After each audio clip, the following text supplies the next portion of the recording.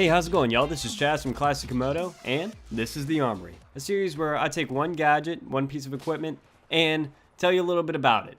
Go a little bit in depth, and this time we're actually doing the XM-25 Airburst. And I thought about doing all three of them, the Airburst, the dart version of it, and the smoke, but I find that it falls into its own category on playstyle and how you're going to be using it. So I'm going to make a separate video for each one of them, actually. Let's go actually first into the stats of it, and then we're going to go into how it could actually be used, like the implementations of it. So the stats are pretty basic. It comes with 5 rounds if you have one in the chamber, and 4 for each magazine, and you get 2 reloads, but I mean that's not going to be a problem when you have a support bag. If you're playing with, when you're playing with the support class, you could always reload it, and it reloads actually fairly quickly. It reloads 2 rounds at a time. But for the most part, if you're standing on the bag, it reloads fairly quickly. Each round does 35 damage of splash damage, so if there's somebody behind enemy cover, it takes 3 shots to kill, unless you get a direct impact, and that does 82, I believe.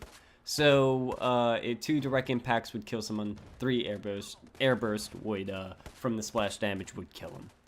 Now let's just talk about the use of it. How are you going to be using it?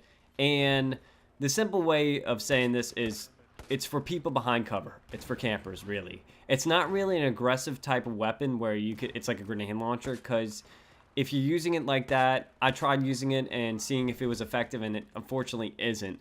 The hip fire is actually not that bad, but for the most part, you're going to want to use it like it's intended to, and that is scoping in and getting it reading.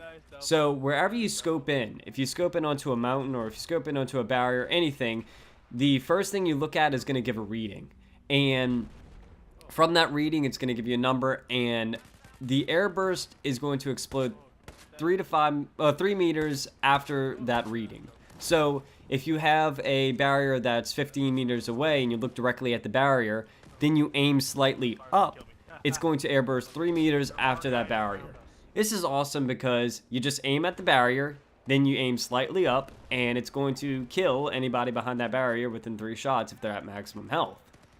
That's good, but the bad thing is it takes a little bit of time in order to kill them because it is 3 shots. But by the time they realize that they're getting hit from splash damage, it's pretty much over. So, like I said, it's mainly a defensive weapon when trying to get people out of cover, trying to get people to move, and it's a way to prevent camping. The best times I found using it was actually using it for rush game mode was really, really effective. I find Conquest, it wasn't working for me too well. The rush game mode, it was helping me out a lot, mainly because of the fact that since I'm playing support class, I'm either using carbines or LMGs or something that's not the most accurate. Some of the carbines are pretty accurate, but for the most part, long range engagements are kind of difficult, and that's actually where this can come in handy as well. When engaging in long range engagements, you could actually use this as kind of like a little sniper almost in order to hit longer range targets, because there isn't really a bullet drop on these bullets. So you can either hit people behind cover, try to go for those direct impacts for longer ranges and help you out for more longer range engagements. It helps out.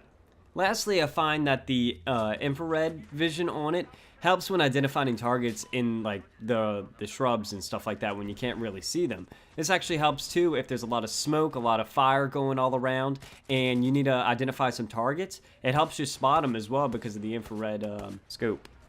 But like I said, play defensive with it, force your enemies out of cover, and you'll find yourself most successful with this piece of equipment. Thanks again, I hope you learned something, and I can't wait till the next episode of The Armory. So, as always, stay classy.